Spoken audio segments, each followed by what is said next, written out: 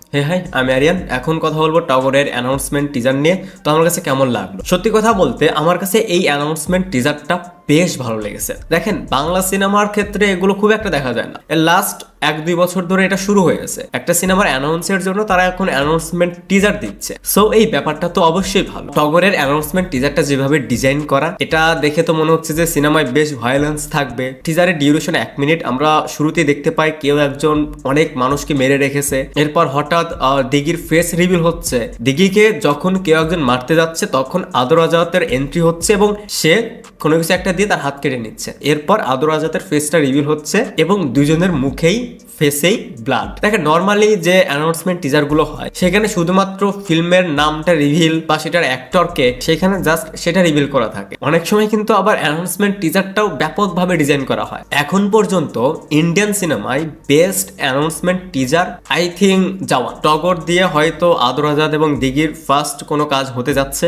আর দেখেন, একটা announcement teaser দেখে অনেক বেশি কিছু জাজ করতে চাচ্ছি না যে দিঘি আদর আজাদ কতটা পারফেক্ট। প্লাস সিনেমার যে ডিরেক্টর আলোক না অলোক হাসান, যাই হোক এরকমই নাম হবে। সো এই ডিরেক্টর সম্পর্কে কোনো আইডিয়া নেই, বাট টিজারটা তারা যেভাবে ডিজাইন করেছে অ্যানাউন্সমেন্ট টিজার হিসেবে কিন্তু এটা বেশ ভালো। 2024-এ আই থিঙ্ক আদর আজাদের আরো একটা সিনেমার টিজার এসেছিল, অ্যানাউন্সমেন্ট টিজার, সেটা আই থিঙ্ক লীলা। এরপর লীলা এই সিনেমা রিলেটেড কোনো আপডেট আর পাইনি। যাই হোক, টগর এই সিনেমাটা সম্ভবত 2025-এ রিলিজ হবে। তবে এখানে দুইটা বিষয় নিয়ে বলার আছে। এক, আদর আজাদের লুক, তার যদি আপনি লীলা এটার অ্যানাউন্সমেন্ট টিজার বা আপনি লোকাল সিনেমাটা দেখেন, বিশেষ করে লোকাল টগরের অ্যানাউন্সমেন্ট টিজারে আদর আজাদকে যে লুকে দেখা যাচ্ছে সেটা কিন্তু লোকাল সিনেমায় যে লুকটা ছিল সেরকমই লাগছে। সো এই সময় লুক সেন্স এটা অনেক অনেক ম্যাটার করে। এরপর এই অ্যানাউন্সমেন্ট টিজারের বিজিএমটা আমার কাছে খুব একটা ভালো লাগেনি, এভারেজ লেগেছে। তবে এটা যেহেতু শুধুমাত্র একটা অ্যানাউন্সমেন্ট ভিডিও, সো পরবর্তীতে যখন টিজার আসবে, ট্রেলার আসবে, তখন সেটা নিয়ে আরো ডিটেলসে কথা বলা যাবে। ওভারঅল টগরের অ্যানাউন্সমেন্ট টিজার আমার কাছে বেশ ভালো লেগেছে।